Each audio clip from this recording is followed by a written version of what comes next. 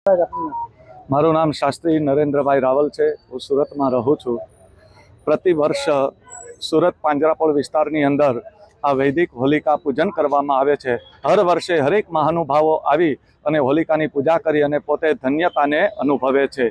આ વર્ષે પણ આપણા બધાની જ એક ઈચ્છા હોવાના કારણે આપણા સુરતના માનનીય કમિશનર સાહેબ આવ્યા અને એમણે હોલિકાની વૈદિક પૂજા કરી અને હોલિકાની પૂજા કરી હોલિકા પ્રજ્વલિત કરવામાં આવી છે। એ જ આપણા કમિશનર દ્વારા જે પાંજરાપોળ વિસ્તારની અંદર આપણે જોઈ રહ્યા હતા જેની પૂજા કરી અને હોલિકા દહન કરવામાં આવ્યું છે।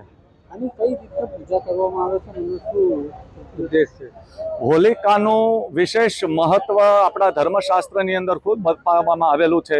ષોડશોપચાર વિધિના ક્રમથી હોલિકા માતાની પૂજા કરવામાં આવે છે, જે આપણા કમિશનર સાહેબે પૂજા કરી અને હોલિકાને પ્રજ્વલિત કરવામાં આવી છે। ગાય માતાના પવિત્ર પદાર્થો જે છે ગોબર ઇત્યાદિ, એ જ ગાય માતાના પવિત્ર પદાર્થો દ્વારા એની સ્ટીક બનાવવામાં આવે છે અને પ્રતિવર્ષે પવિત્ર પદાર્થ દ્વારા જ આ હોલિકાની પૂજા કરી હોલિકા દહન કરવામાં આવે છે, જેથી કરી સૃષ્ટિનું રક્ષણ થાય, તમામ પ્રકારની આસુરી વૃત્તિ દૂર થાય અને દૈવી શક્તિનો પ્રાદુર્ભાવ થાય। એ જ ભાવ સાથે આપણે અહીંયા હોલિકા પૂજન કરવામાં આવ્યું છે। ઓકે।